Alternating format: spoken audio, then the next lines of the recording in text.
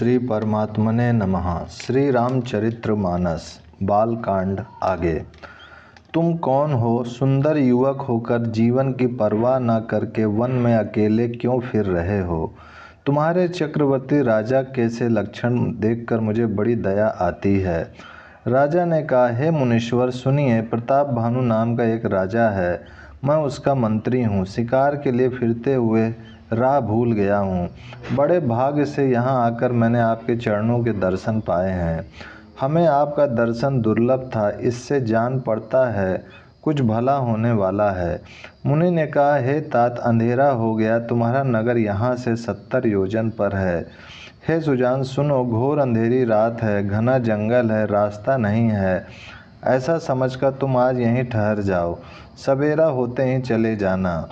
तुलसीदास जी कहते हैं, जैसी भवितव्यता होनहार होती है वैसी ही सहायता मिल जाती है।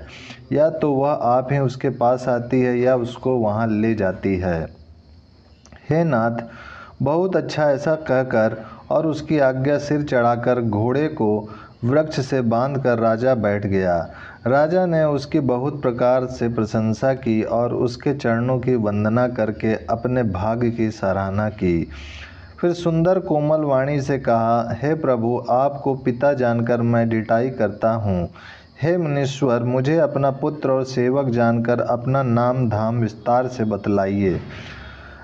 राजा ने उसको नहीं पहचाना, पर वह राजा को पहचान गया था। राजा तो शुद्ध हृदय था और वह कपट करने में चतुर था। एक तो वैरी, फिर जाति का क्षत्रिय, फिर राजा। वह छल बल से अपना काम बनाना चाहता था।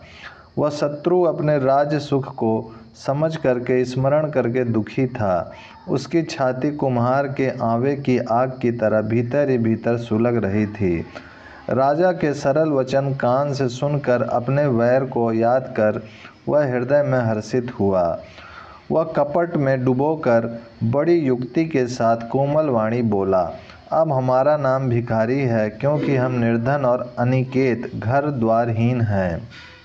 राजा ने कहा, जो आपके सदृश विज्ञान के निधान और सर्वथा अभिमान रहित होते हैं, वे अपने स्वरूप को सदा छिपाए रहते हैं, क्योंकि कुवेश बनाकर रहने में ही सब तरह का कल्याण है। प्रकट संत वेश में मान होने की संभावना है और मान से पतन की। इसी से तो संत और वेद पुकार कर कहते हैं कि परम अकिंचन सर्वथा अहंकार, ममता और मान रहित ही भगवान को प्रिय होते हैं। आप सरीखे निर्धन, भिखारी और ग्रहहीनों को देखकर ब्रह्मा और शिव जी को भी संदेह हो जाता है कि वे वास्तविक संत हैं या भिखारी।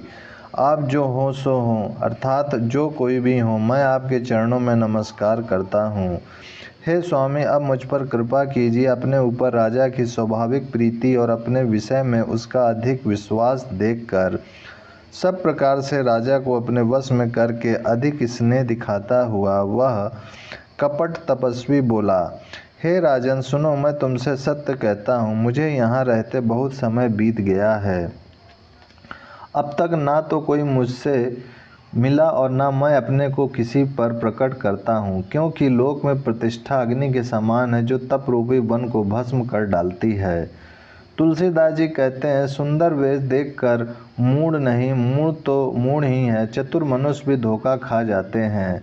सुंदर मोर को देखो, उसका वचन तो अमृत के समान है और आहार सांप का है। कपट तपस्वी ने कहा, इसी से मैं जगत में छिप कर रहता हूँ। श्री हरि को छोड़कर किसी से कुछ भी प्रयोजन नहीं रखता। प्रभु तो बिना जनाए ही सब जानते हैं। फिर कहो, संसार को रिझाने से क्या सिद्धि मिलेगी? तुम पवित्र और सुंदर बुद्धि वाले हो, इससे मुझे बहुत ही प्यारे हो और तुम्हारी भी मुझ पर प्रीति और विश्वास है। हे तात, अब यदि मैं तुमसे कुछ छिपाता हूँ तो मुझे बहुत ही भयानक दोष लगेगा। ज्यों-ज्यों वह तपस्वी उदासीनता की बातें कहता था, त्यों ही त्यों राजा को विश्वास उत्पन्न होता जाता था।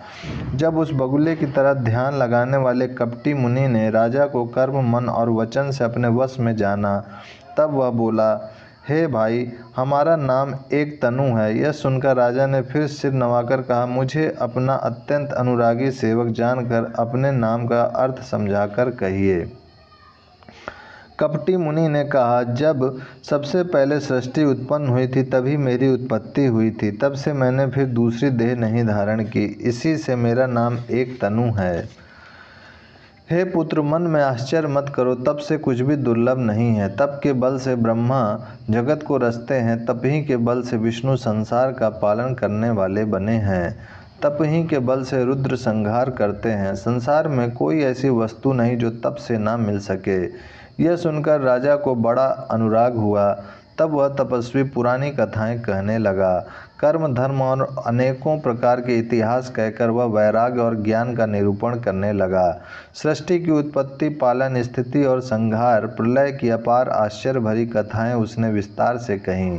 राजा सुनकर उस तपस्वी के वश में हो गया और तब वह उसे अपना नाम बताने लगा। तपस्वी ने कहा, राजन, मैं तुमको जानता हूँ, तुमने कपट किया वह मुझे अच्छा लगा। हे राजन, सुनो, ऐसी नीति है कि राजा लोग जहाँ तहाँ अपना नाम नहीं कहते। तुम्हारी वही चतुराई समझकर तुम पर मेरा बड़ा प्रेम हो गया है। तुम्हारा नाम प्रताप भानु है। महाराज सत्यकेतु तुम्हारे पिता थे। हे राजन, गुरु की कृपा से मैं सब जानता हूँ, पर अपनी हानि समझकर कहता नहीं। हे तात, तुम्हारा स्वाभाविक सीधापन, सरलता, प्रेम, विश्वास और नीति में निपुणता देखकर मेरे मन में तुम्हारे ऊपर बड़ी ममता उत्पन्न हो गई है। इसीलिए मैं तुम्हारे पूछने पर अपनी कथा कहता हूँ। अब मैं प्रसन्न हूँ, इसमें संदेह न करना। हे राजन, जो मन को भावे वही मांग लो। सुंदर प्रिय वचन सुनकर राजा हर्षित हो गया और मुनि के पैर पकड़कर उसने बहुत प्रकार से विनती की। हे दया सागर मुनि, आपके दर्शन से ही चारों पुरुषार्थ, अर्थ, धर्म, काम और मोक्ष मेरी मुट्ठी में आ गए। तो भी स्वामी को प्रसन्न देखकर मैं यह दुर्लभ वर मांग कर क्यों ना शोक रहित हो जाऊं। मेरा शरीर वृद्धावस्था, मृत्यु और दुख से रहित हो जाए, मुझे युद्ध में कोई जीत ना सके और पृथ्वी पर मेरा 100 कल्प तक एक छत्र अकंठ राज्य हो। तपस्वी ने कहा, हे राजन, ऐसा ही हो, पर एक बात कठिन है, उसे भी सुन लो। हे पृथ्वी के स्वामी, केवल ब्राह्मण कुल को छोड़ काल भी तुम्हारे चरणों पर सिर नवाएगा। तप के बल से ब्राह्मण सदा बलवान रहते हैं, उनके क्रोध से रक्षा करने वाला कोई नहीं है। हे नरपति, यदि तुम ब्राह्मणों को वश में कर लो तो ब्रह्मा, विष्णु और महेश भी तुम्हारे अधीन हो जाएंगे।